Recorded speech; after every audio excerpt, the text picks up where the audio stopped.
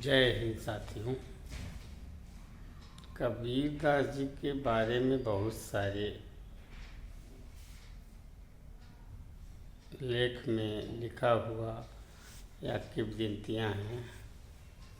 हमने जैसा सुना समझा, उनका जन्म फूल से फ्लावर से ही हुआ था और मृत्यु के समय भी फूल हो गया। तो वो रामानंद स्वामी जी बनारस के 80 घाट पर पूजा अर्चना करते थे। उनके बगल में एक सज्जन थे जो प्रतिदिन तुलसी पत्ता फूल इसकी व्यवस्था कर देते थे पूजा के लिए। एक दिन हुआ क्या कि उनकी कुछ तबीयत खराब हो गई, तो उनकी बेटी वो फूल लेकर के आई और वो एक छोटा सा पर्दा था, अंदर अपनी तैयारी कर रहे थे। जैसे ही बाहर उन्होंने बुलाया, बेटी आओ, थोड़ा सा पर्दा खिसकाओ।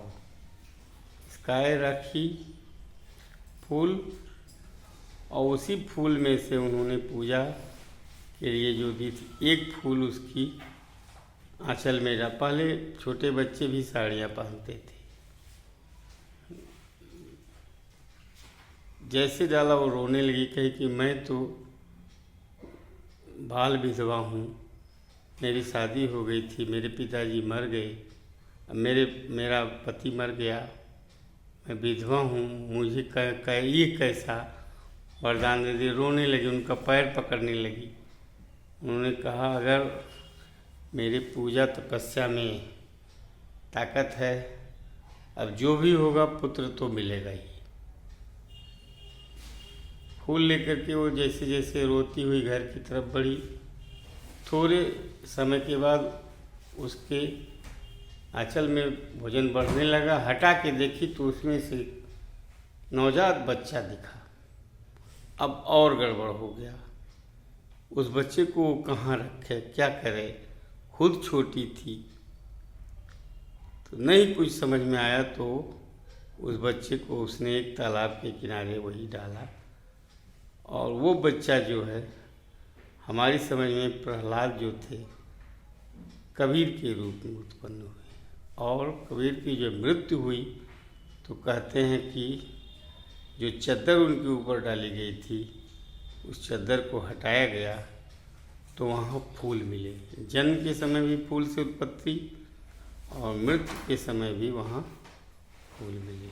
इसका मतलब वो साधारण पुरुष और ज्ञानी नहीं थे। हमारी समझ में कबीर के तरह सन्यासी संत अब तक नहीं पैदा हुए। उतना ज्ञान वाला, उतने विचार वाला, और ऐसी स्थितियों में उन्होंने जो लेख लिखे हैं, जो अपने विचारों को किए हैं, उस समय देश जो है गुलाम था, लगभग कहने के लिए स्वतंत्र था, गुलाम था।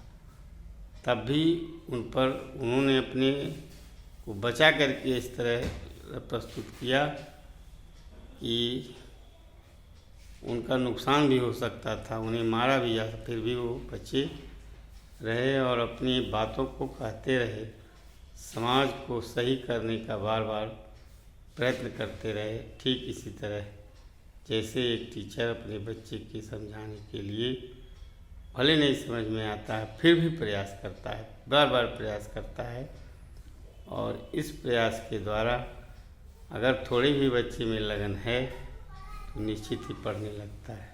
धन्यवाद दोस्तों।